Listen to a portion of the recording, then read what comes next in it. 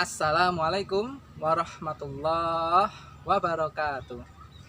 Alhamdulillah, Allahumma sholli ala Muhammad wa ala ali Muhammad. Rabbi shrahli sadri wa yassirli amri wahlul 'uqdatam min lisani yafqahu qawli. Kaifa halukum? Bi khairin walhamdulillah. Ustadz berdoa semoga anak-anak semua senantiasa dilindungi oleh Allah Subhanahu wa Ta'ala. Anak-anak yang dirahmati Allah Subhanahu wa Ta'ala, pada kesempatan kali ini insya Allah Ustadz Rizky akan berkisah tentang kisah Nabi Ishaq alaihis salam.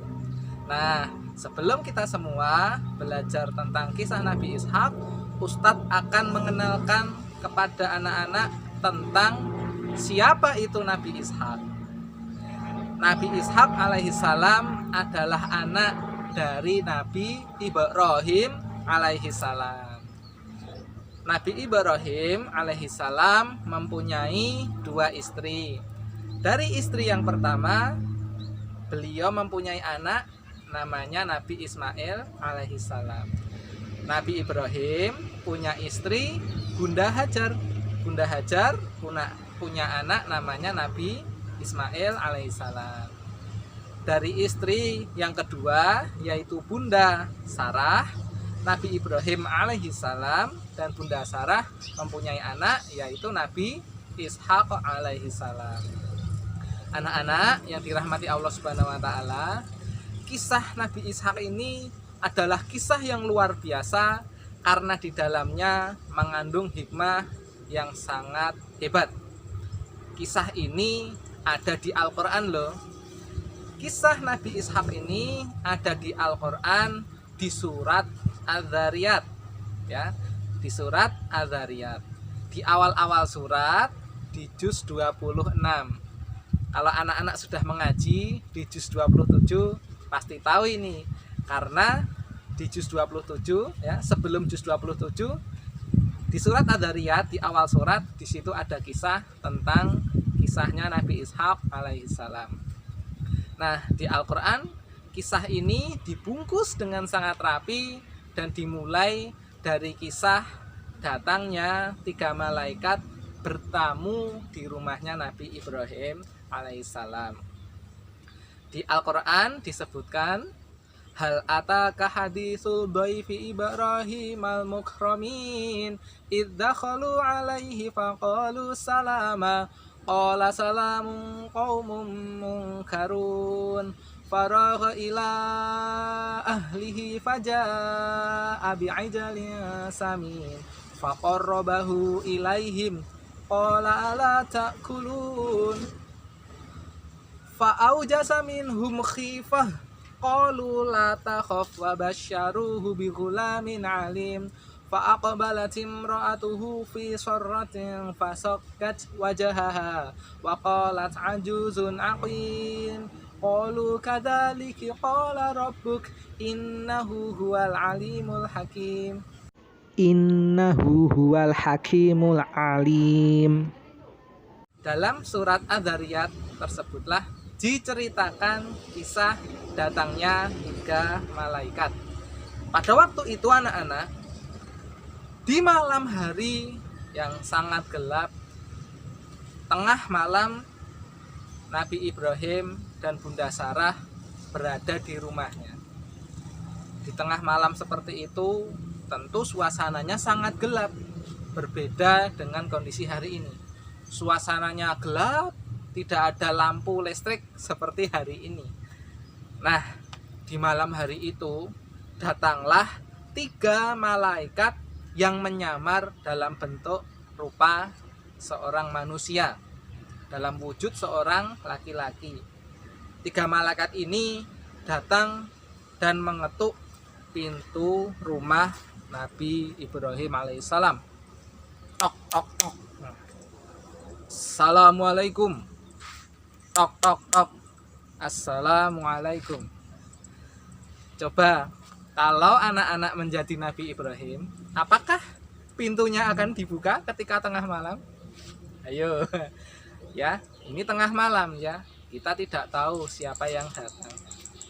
Tetapi anak-anak, Nabi Ibrahim alaihissalam berani untuk membuka pintu itu. Karena Nabi Ibrahim alaihissalam mempunyai tawakal yang tinggi kepada Allah Subhanahu wa taala.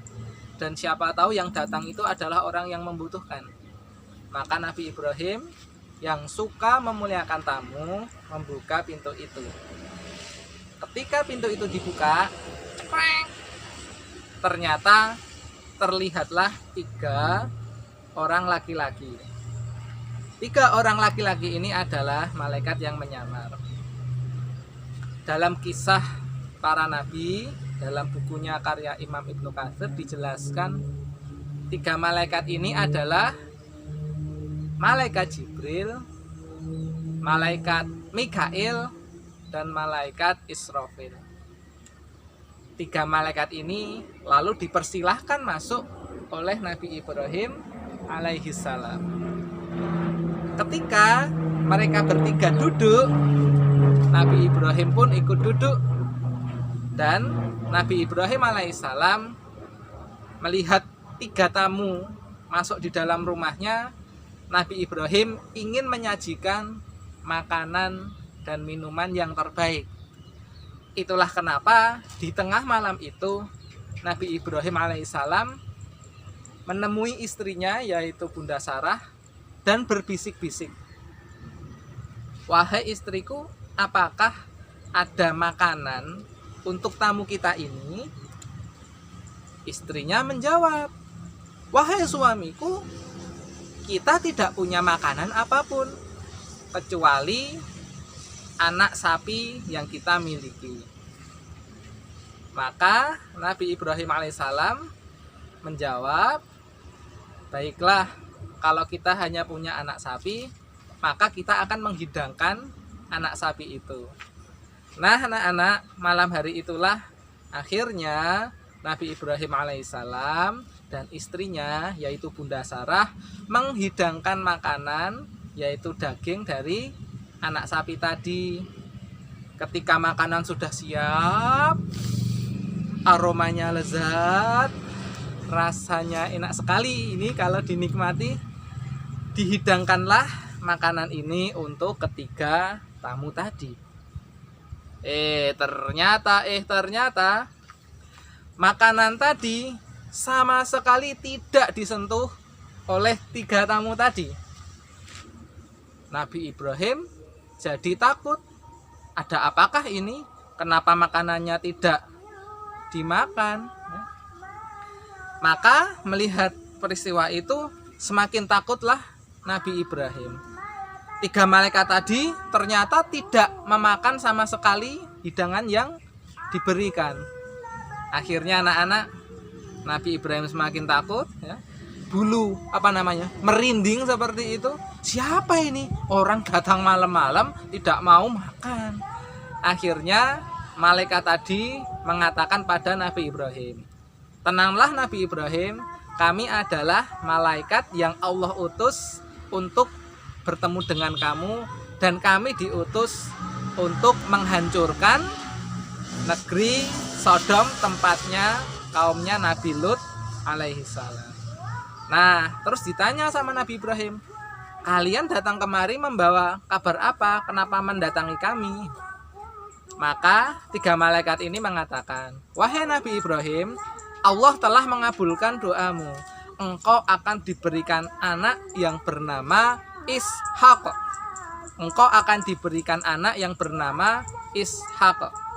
Akhirnya Nabi Ibrahim dan Bunda Sarah sangat senang sekali akan diberikan anak oleh Allah Subhanahu wa taala.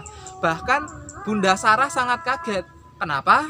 Karena Bunda Sarah umurnya sudah tua, Nabi Ibrahim lebih tua lagi. Mereka berdoa supaya diberikan anak. Ternyata Allah memberikan anak kepada mereka, yaitu Nabi Ishak alaihis salam. Nah, nanti Nabi Ishak ini anak-anak akan mempunyai anak yang bernama Nabi Yakub. Lalu Nabi Yakub punya anak lagi namanya Nabi Yusuf. Jadi anak-anak, Nabi Ishak ini mempunyai anak dan cucu yang keduanya adalah seorang nabi. Nah, anak-anak yang dirahmati Allah Subhanahu wa taala, Apa hikmah dari kisah ini?